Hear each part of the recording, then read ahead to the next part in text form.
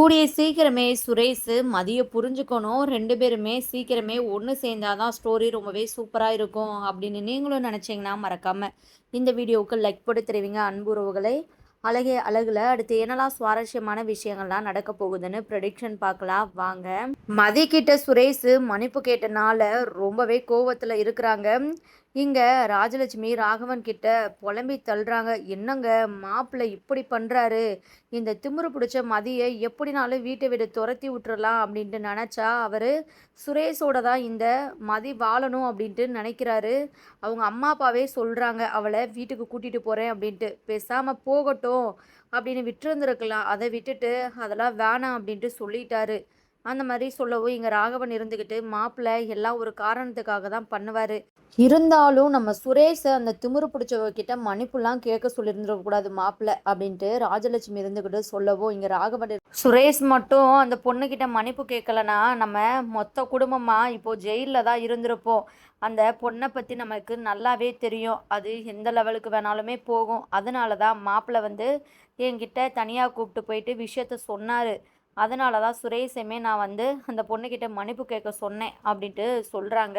ராஜலட்சுமி அப்படியே ரொம்பவே ஷாக் ஆகுறாங்க. இங்கே மலர் இருந்துக்கிட்டு அப்போவே இந்த மன்னிப்புக்கு பின்னாடி ஏதோ ஒரு காரணம் இருக்குது அப்படின்ட்டு நினச்சேன். ஆனால் இவ்வளோ பெரிய காரணம் இருக்கும் அப்படின்ட்டு நான் நினச்சி கூட பார்க்கல. மதியை பார்த்தாலே இங்கே எல்லாருமே பயப்படுறாங்க.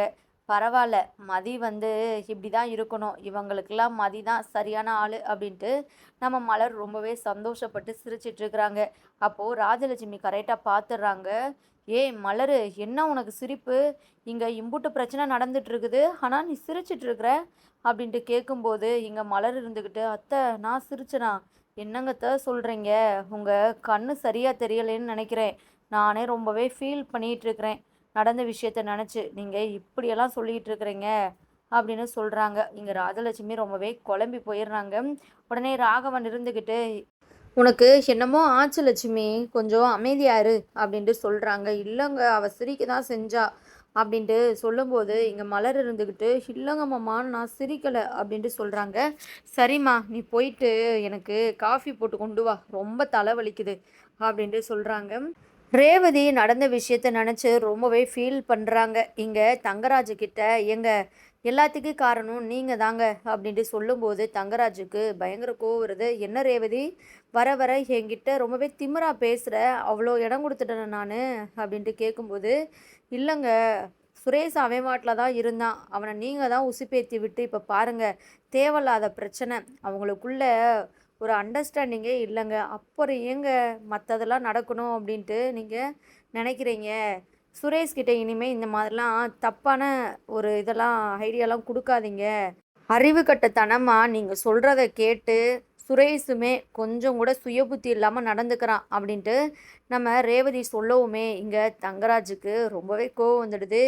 ரேவதி, வார்த்தையை ஒழுங்காக பேசு. அப்போது நான் மூளையே இல்லாதவன் அறிவு கட்டவன் அப்படின்ட்டு நீ சொல்ல வரையா?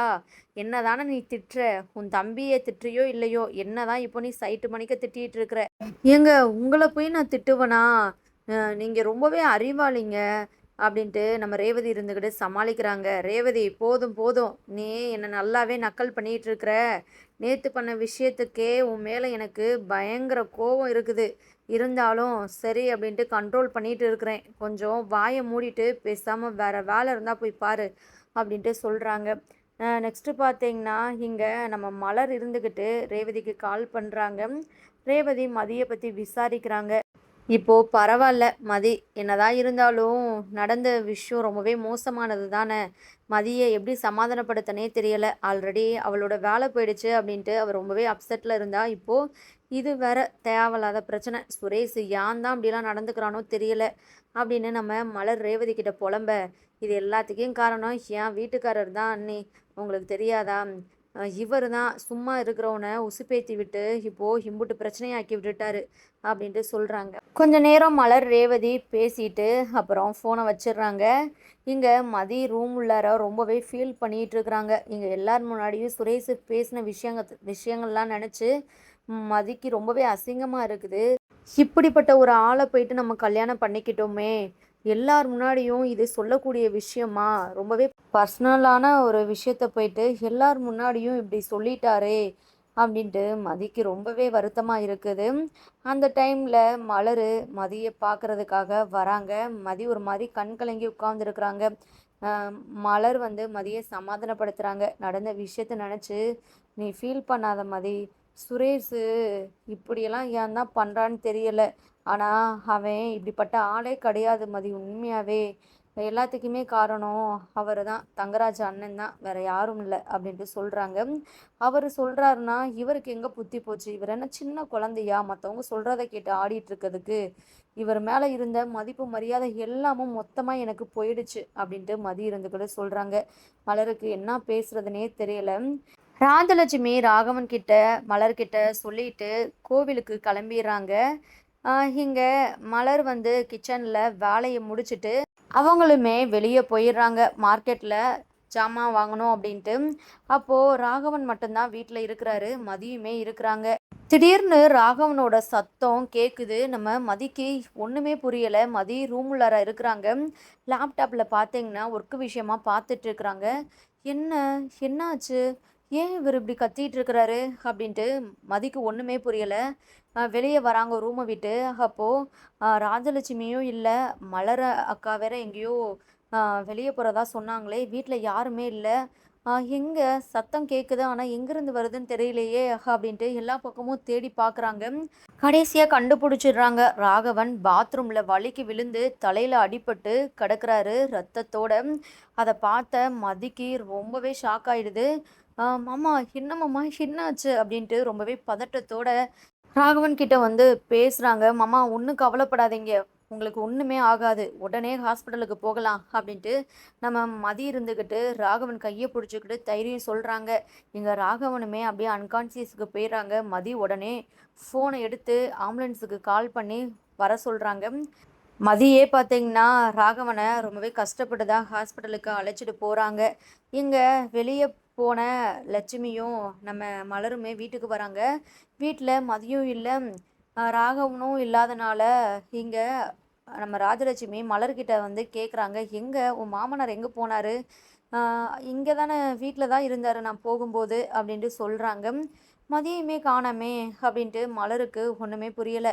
உடனே ராஜலட்சுமி இருந்துக்கிட்டு அவள் எங்கேயாச்சும் ஊர் சுற்ற போயிருப்பா, அவளால் வீட்டில் அமைதியாக இருக்க முடியுமா, வேலை வேற போயிடுச்சு அப்படின்ட்டு சொல்கிறாங்க. சரி இருந்தாலும் நம்ம மதி எங்கே இருக்கிறா அப்படின்ட்டு கால் பண்ணி பார்க்கலாம் அப்படின்ட்டு நம்ம மலர் வந்து மதியோட ஃபோனுக்கு கால் பண்ணுறாங்க.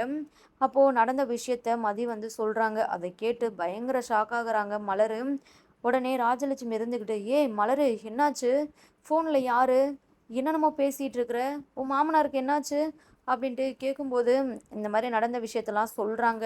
இந்த படுபாவி வீட்டுக்கு வந்த நேரம் இப்படி ஆயிடுச்சு, அவருக்கு மட்டும் எதுனாலும் ஆச்சுன்னா அவளை சும்மாவே விடக்கூடாது, வீட்டை விட்டு துரத்தியே விட்டுறணும் அப்படின்ட்டு சொல்கிறாங்க. அத்தை இதெல்லாம் பேச வேண்டிய நேரமா, சீக்கிரம் கிளம்புங்க ஹாஸ்பிட்டலுக்கு போகலாம் அப்படின்ட்டு ராஜலட்சுமியும் நம்ம மலரும் கிளம்புறாங்க. இங்கே நம்ம மலர் வந்து பாக்கியராஜுக்கும் சுரேஷுக்கும் கால் பண்ணி விஷயத்த சொல்லிடுறாங்க. அங்கே பார்த்தீங்கன்னா நம்ம மதி டாக்டர்கிட்ட வந்து விசாரிக்கிறாங்க. எங்கள் மாமாவுக்கு இப்போ எந்த பிரச்சனையும் இல்லைல்ல, நல்லா இருக்கிறாங்களா அப்படின்ட்டு கேட்கும்போது, நல்ல வேலை கரெக்டான டைமில் கூட்டிகிட்டு வந்தீங்க, இல்லைன்னா அவரோட உசுருக்கே ஆபத்தாக இருந்திருக்கும் அப்படின்ட்டு சொல்கிறாங்க. கரெக்டாக அந்த டைமில் வந்து ராகவனும் கண்முழிச்சிடுறாரு. டாக்டர் சொன்ன விஷயத்த ராகவன் வந்து கேட்டுறாரு. இங்கே ஹாஸ்பிட்டலுக்கு வந்த ராஜலட்சுமி மதியை பிடிச்சி செம்மையாக திட்ட ஆரம்பிச்சிடுறாங்க. நீ வந்த நேரம்தான் என் வீட்டுக்காரருக்கு இப்படி ஆயிடுச்சு, நீ சரியான ராசி கட்டவ அப்படி இப்படின்னு வாய்க்கு வந்த மாதிரி மதியை வந்து ராஜலட்சுமி திட்டுறாங்க. இங்கே மலருக்குமே ரொம்பவே கஷ்டமாயிடுது. அப்போது ராகவன் இருந்துக்கிட்டு ராஜலட்சுமியை செம்மையாக வந்து திட்டி வாயடைச்சு விட்றாங்க. இங்கே பாரு, தேவையில்லாமல் மதியை இந்த மாதிரி பேசினேன்னா அவ்வளோதான், மதி மட்டும் இல்லைனா என்னை நீங்கள் உசுரோடையே பார்த்துருந்துருக்க முடியாது, அவள் என் உயிரை காப்பாற்றிருக்கிறா, அவள் என் குலதெய்வம் மாதிரி அப்படின்ட்டு சொல்கிறாங்க. இங்கே மதியுமே கண் கலங்கி நிற்கிறாங்க. அப்போது மதிய ராகவன் வந்து கூப்பிட்றாங்க, இங்கே வாமா அப்படின்ட்டு. மதியமே போகிறாங்க. ரொம்பவே நன்றிம்மா, உன்னை சில விஷயங்கள்லாம் நாங்கள் கஷ்டப்படுத்தியிருக்கிறோம், இருந்தாலுமே அதை கொஞ்சம் கூட மனசில் வச்சுக்காம எனக்கு ஒன்றுனா நீ துடிச்சு போயிட்டு என்னை ஹாஸ்பிட்டல் வரைக்குமே கூப்பிட்டு வந்து நீ சேர்த்துருக்குற அப்படின்லாம் சொல்கிறாங்க.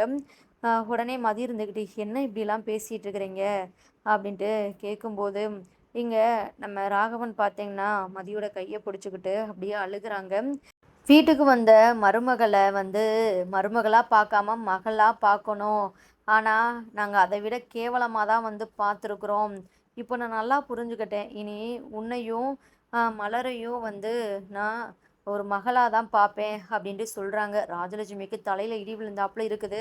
அத கேட்டு மதியும் சந்தோஷப்படுறாங்க. மலரு அப்படியே ஆனந்த கண்ணீரை விட ஆரம்பிச்சுறாங்க. இங்க கதறி அடிச்சுக்கிட்டு நம்ம சுரேஷு டோர ஓப்பன் பண்ணி பார்க்குறாங்க. நடக்கிற விஷயத்தெல்லாம் பார்த்த சுரேஷுக்கு ரொம்பவே அதிர்ச்சியா இருக்குது.